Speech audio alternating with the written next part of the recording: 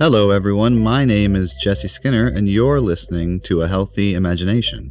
On this show, I'll explore how to be creative while being mindful of your own mental, physical, and spiritual well-being.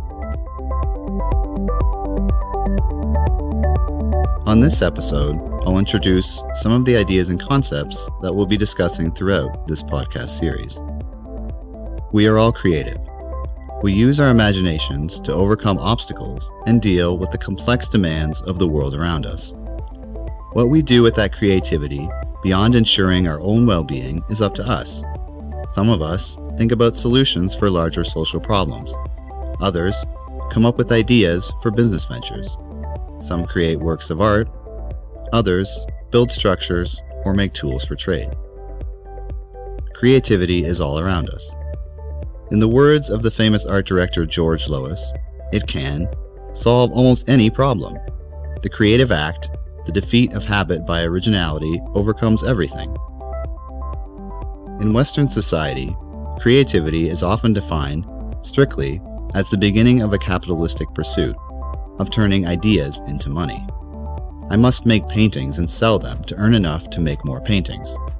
Here, we build our ideas of success and failure around the supposed monetary value of our creative output.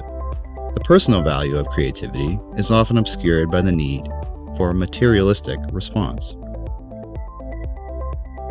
The pursuit of a desired payout, for lack of a better term, has in many cases inspired great works of art. In the fields of popular music and visual media, for example, it has proven to be a powerful motivator for innovation. But thinking of fame and fortune as the only worthwhile rewards for creativity will lead most of us to burnout. And in the process of pursuing our creative goals, we may forget why we began them in the first place. Many times in my own life, I've neglected to be mindful of my relationship with my own creative energy. In 2017, I had the opportunity to write and assist in the production of a stage play for the first time, which gave me a tremendous surge of creative inspiration and motivation. However, in the midst of all the work, I forgot to regulate my energy. I lost untold hours of sleep and skipped important meals. Nevertheless, right up to opening night, I felt on top of the world. But when it was all over, I experienced a powerful crash of body and mind that took months to recover from. Never in my life had I been so physically and mentally exhausted by the fulfillment of a creative pursuit. How does one break free of these toxic ways of thinking? Can we practice healthy creativity for its own sake, the same way we practice safe and healthy physical exercise? I think we can, and in this podcast series, I'd like to talk about how to do that.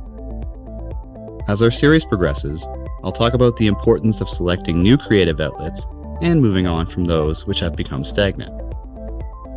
I'll also talk about common mental and physical barriers to creativity and discuss ways they may be overcome, the differences between negative and positive creativity, and finally, I'll close with some reflections on everything that has come before. At the end of each episode, I'll pose some questions about creativity for you to ponder on your own time. For this week's episode, consider the following. What is the most memorable creative project you've ever worked on? How did it feel in your body when it was over?